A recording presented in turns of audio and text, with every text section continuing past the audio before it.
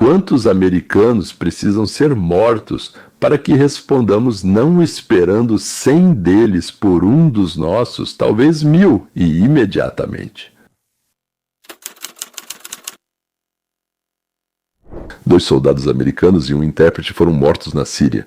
Isso não é uma estatística abstrata, são 3 pessoas concretas, às quais nosso país prometeu proteção. E parte da proteção significa que, se algo acontecer com eles, algo ruim ou até pior também acontecerá. Com todos que estão direta ou indiretamente envolvidos nesse crime, o roubo não se divide em grande ou pequeno. Não importa quanto foi roubado, o fato não muda. Ladrão é ladrão. Assassinatos não existem em pequenas doses. Mataram um dos nossos. Somos obrigados a revidar de forma que os próximos tenham medo até de pensar em repetir. Esse é o único, na minha opinião, modo de responder. Outro, me parece, não existe. Eu não consigo nem imaginar. Uma resposta proporcional é uma besteira tão grande quanto, sei lá, virar a outra face para o golpe ou amar os filhos dos outros como se fossem seus. Não sei, é impossível. Isso é uma resposta proporcional. Isso é garantia da morte dos nossos rapazes e moças no futuro.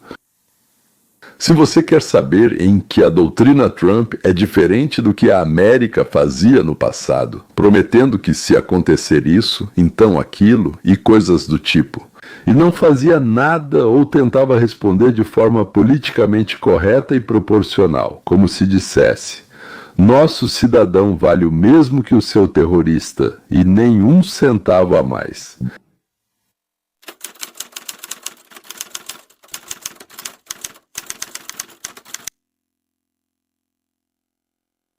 Os israelenses, em negociações com terroristas, já determinaram o valor de um de seus cidadãos pelo sargento Gilad.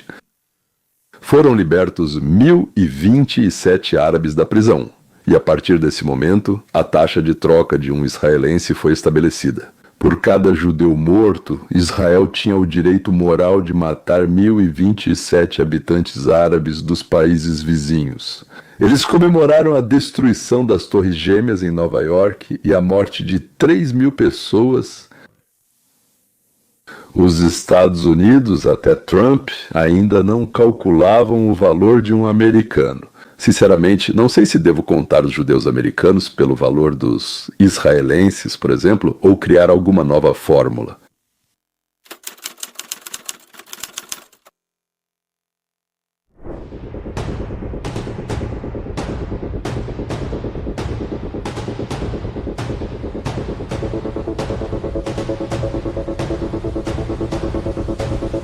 Síria. Próximo a Palmira, soldados americanos e sírios patrulhavam juntos.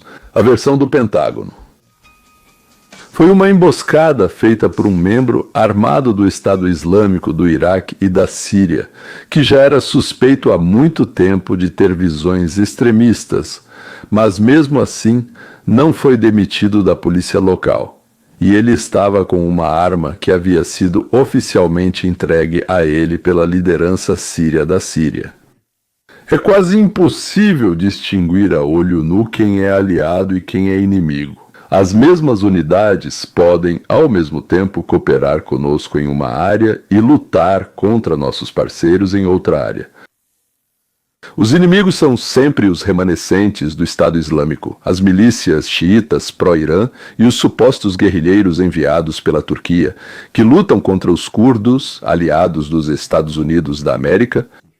Na Síria, não há uma divisão clara entre nossos bons combatentes e os maus que não são nossos. Claro, não estou sugerindo matar 3.000 por causa de 3 mortos, quero dizer 3.000 sírios. Sim, estamos falando, claro, da destruição de acampamentos, depósitos, comunicações e também dos comandantes, não só dos executores.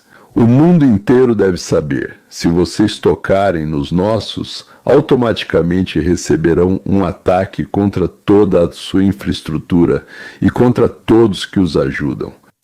E nunca, se algo acontecer assim que descobrirmos alguma coisa, assim que descobrirmos quem foi quem está envolvido e como responder da forma mais dolorosa possível, fazemos isso imediatamente? A resposta são regras claras, compreendidas por todos e obrigatoriamente anunciadas com antecedência.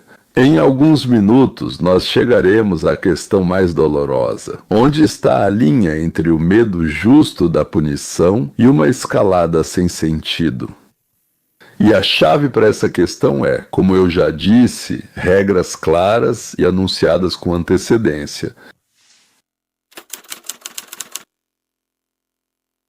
Durante a guerra em Gaza, em 2023, os representantes do Irã realizaram mais de 170 ataques contra bases dos Estados Unidos da América, localizadas na Síria, Irã e Jordânia. A administração Biden nos pediu para termos uma reação contida e tentou responder bem, se é que responderam de forma pontual, como eles diziam. Os ataques continuaram e aumentaram naturalmente até que o número de incidentes se tornou simplesmente um motivo para um ataque em grande escala. Em fevereiro de 2024, no mesmo ano de 2023, Hezbollah começou a usar pequenos drones contra Israel.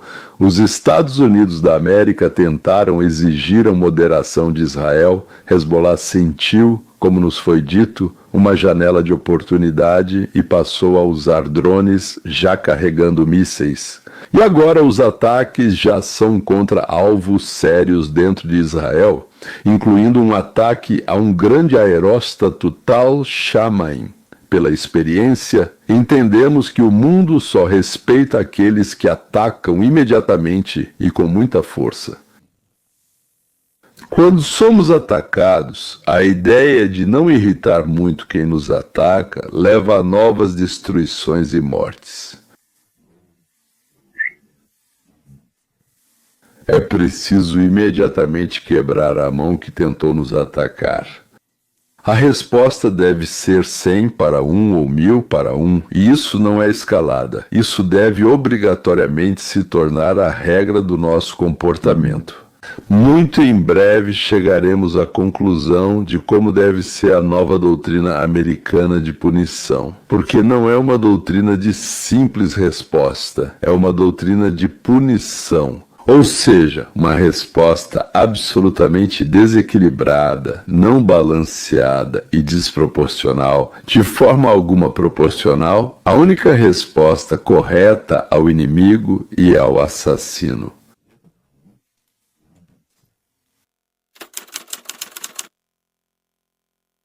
Por que Obama e Biden responderam lentamente? Para um político de esquerda, é importante não parecer um agressor. Por isso, os de esquerda sempre têm medo de rótulos. Vingança inconcebível, crime de guerra. Por exemplo, agora os anti-Trump estão exagerando o caso de 2 tiros disparados contra pessoas, contra traficantes de drogas que estavam levando drogas em um barco para a América, perto da costa da Venezuela. Dizem que tudo aconteceu assim. Depois da primeira explosão, o barco foi parado e o segundo ataque já foi considerado crime de guerra.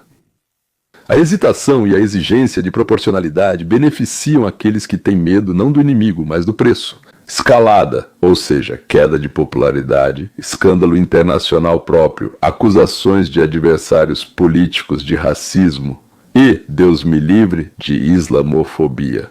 Ele atirou 2 vezes, e não uma, embora pudesse ter sido uma só. Então é islamofóbico. E coisas do tipo. Besteira, então, burocratas e militares que pensam em suas carreiras não podem ser chamados de quem provocou a guerra. É mais fácil bombardear depósitos de forma pontual e dizer que isso é uma resposta aceitável e proporcional. Isso vai impedir alguém amanhã ou depois de amanhã. Não, claro que não, todo mundo sabe disso sim, mas cada um cuida do seu próprio interesse primeiro. A elite adora guerras. Seus fracassos, roubos podem ser atribuídos a causas externas, mas eles gostam de guerras assim, lentas, contínuas, de médio a grande porte. A Organização das Nações Unidas, então, uma organização fracassada e inútil, escreveu em suas regras que é preciso responder, mas não com muita força. O que isso significa? Eles não explicaram. Se você responde com força demais, isso é considerado uma violação do direito humanitário e motivo para investigações, sanções e processos criminais. Ou seja, a exigência de proporcionalidade não tem nada a ver com justiça para as vítimas e suas famílias, e para as famílias delas. A continuação disso não é impedir novos atentados, mas sim minimizar o risco para a liderança e manter uma imagem bonita de uma guerra correta ou, como agora chamam, um conflito controlado.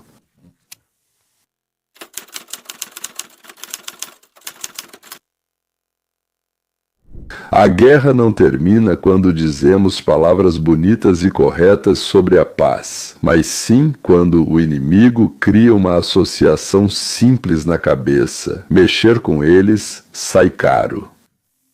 Não é uma declaração nem uma resolução, mas sim o medo de uma resposta imediata, previsível e muito dolorosa que impede a próxima bala e a próxima explosão.